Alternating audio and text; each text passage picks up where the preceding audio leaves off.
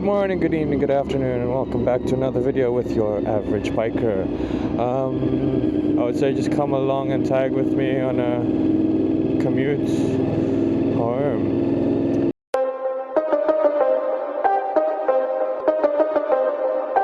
Whipping up the babies, got the pot. May.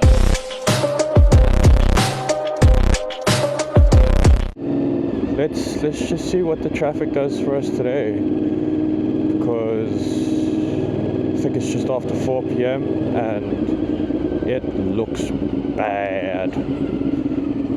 Holy shit, this is so bad. And on a day like today, it's hot, people are going to be irritated in their cars, they're not going to be focusing.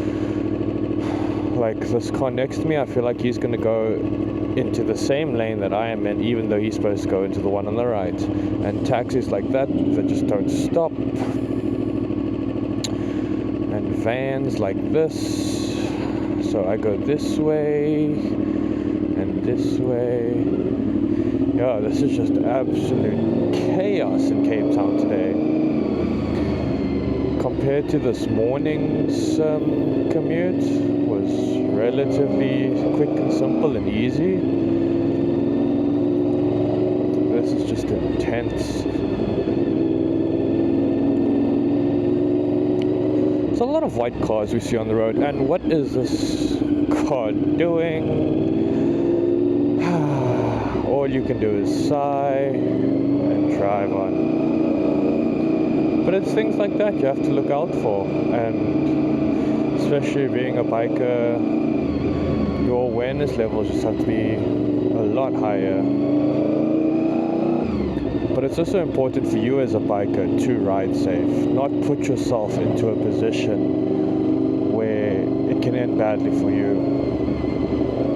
Like, speeding is fun and all, but there's a time and a place for it. Lane splitting through cars at high speeds, I don't recommend it. I might do it occasionally, depending on the situation we're in. But for majority of the time, cars aren't predictable. So, rather just be safe than sorry. And as a thing, as a biker, that you need to look out for is whenever you see a big gap between two lanes. Let's say the left lane is not moving and the right lane is moving, and then there's a big gap opening up. You can 100% guarantee that someone is going to come out of the left lane into the right. And for cars like this that just sit on the line for no fucking reason whatsoever, no spatial awareness,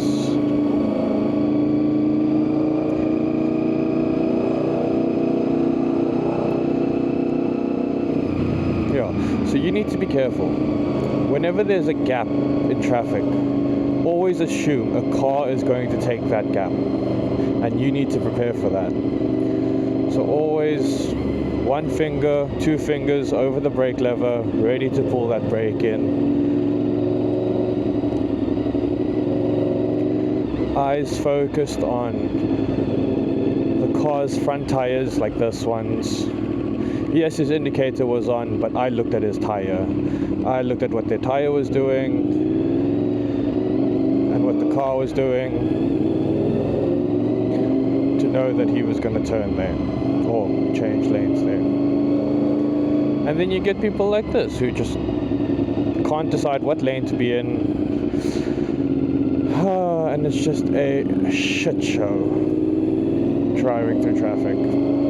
But we're lucky here in Cape Town. Our roads are wider than in some places I've seen on the internet before.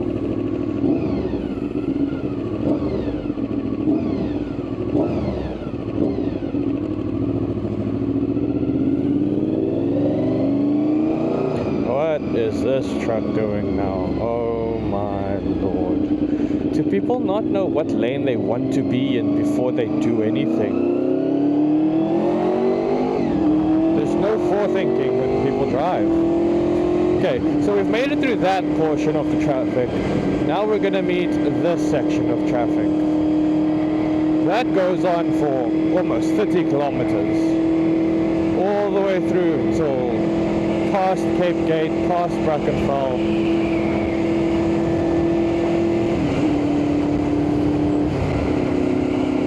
Now we've got Marine Drive R27 coming up. This section right here up until this traffic light is okay.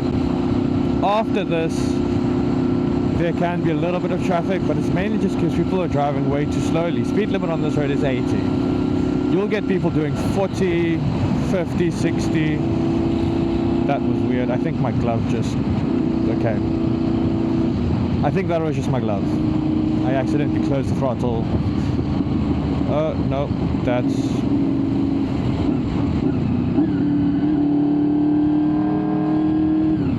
let's just see.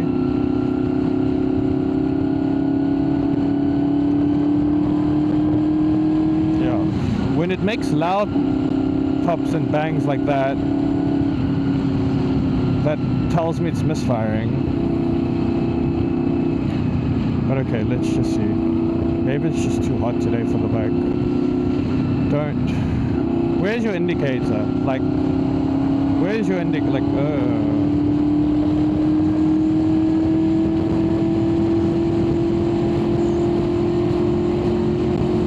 I knew the bucket was going to do that. They always do. You overtake a truck and then you want to get in front of the truck, even though there's no reason to. You can stay perfectly in your lane that you changed into to overtake the truck. And this bucky, he had absolutely no reason to change lanes just to get in front of this thing. And make up your mind.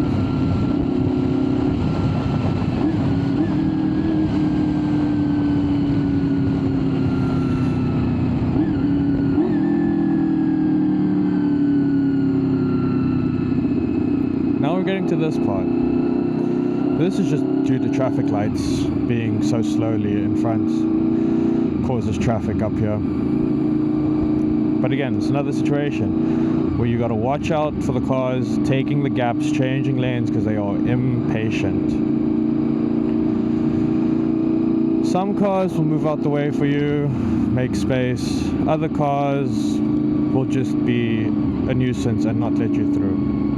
Like, I can already see that white Chevy up there. He was hogging the line, eventually sees me, then he moves out the way. But why hog the line in the first place?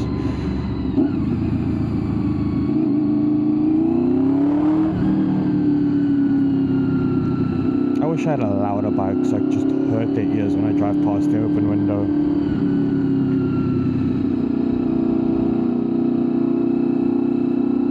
And in a situation like this, I'm always cautious. Because that lane was not moving when I was coming through it, but the left lane was. And what is this Audi doing? It's like on the phone? Or the fuck? You must also watch out for cars that veer towards the center because they're just not paying attention at all. They're veering in the lane left and right on their phone. And must also watch out for vehicles like this. They don't always realize how far that metal sticks out from the vehicle and can actually catch you. So it's just always be cautious when riding. But yeah, I would say today's afternoon commute was on the worst side of commutes. I give it a fucking 2 out of 10 rating for today's commute. Could have been worse, could have been a lot better. But yeah, I'll check you in the next one. Peace out.